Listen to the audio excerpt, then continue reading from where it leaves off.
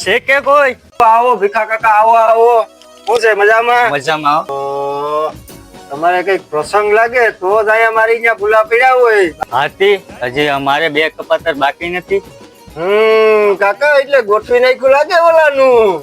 હા પછી ગોઠવી નાખ્યું હો. હે લા તું તો તારા ધંધામાં ચાલ દે. પણ ભીખા કાકા મારી એક શરત છે હો.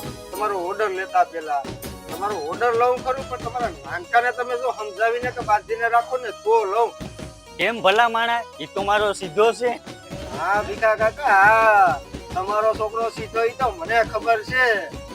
આપણા ગામની ઓલી નાચીના લગ્નમાં ખાઈ તો ઈનું ગયો તો, પણ સાંભળે મારા ઉષા કરતો ગયો તો મારા.